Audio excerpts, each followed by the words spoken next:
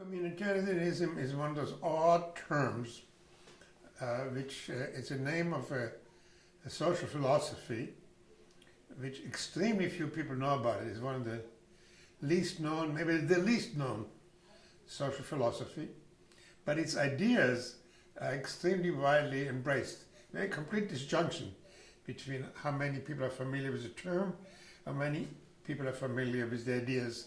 So the idea that we are not individual, freestanding agent, embodied only with rights, the rugged individuals some Americanism talks about, but that we are members of communities, that we are social animals, the way Aristotle put it, that in order to flourish, we need each other. So one of my favorite shorthands for that is the me needs the we to be. And so that's the essential of the position. Now the community can be as small as a family, and by the way, we have a lot of data that people who are in meaningful, lasting relationships lead longer, healthier and happier lives than those who are isolated. So it can be small, extended family, local community, but nations are also communities. Now at first that sounds odd. I mean, there are 300 million people coming home for dinner, but in effect, people feel very often, very strongly about the nation as if it was the extended family, their tribe. Now that's not true every place. In Afghanistan, there is no strong sense of a national community. People are tribal. The Pashtuns are their main loyalty. In Iraq, the confessional groups, the Sunni, Shia, Kurds are their main.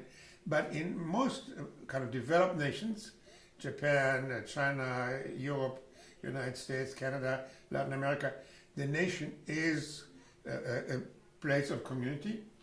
And the best indication of this, how strongly people feel about it, is not only to get upset when their soccer team loses and they get delighted with their ice hockey team.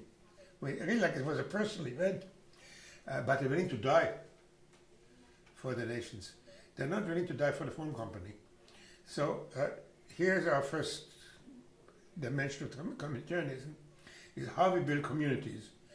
And the very important policy implication is that we used to have small communities in the hunter days, then we expanded to city-states, and then we expanded to nation-states, the unification of Italy, of Germany, of Italy. We stuck. And so now that people want to build a world community, because many of the issues we face are global, we are unable to do so. Nationalism has somehow frozen community on that level. And those are my colleagues who I'm very sympathetic to, who would like to see us all being brothers and sisters, a community of 75 billion people. It's a wonderful aspiration. But if you want to make policy for next week, sadly enough, very often our first loyalty is still to our nation. That's something they're discovering in the European community. Because the European community, they assumed they could move to Brussels, as they call the capital of Europe, and make another decision on that level, and everybody's going to follow, and they don't. Why? Because they first of all feel they're Polish or Hungarian or French, and they have not transferred loyalty to the European community. So this theory of communal bonds is not simply one which speaks to some very basic psychological needs, but it has huge policy implications. How far we're willing to go for other nations, to what extent we can build larger regional and global communities.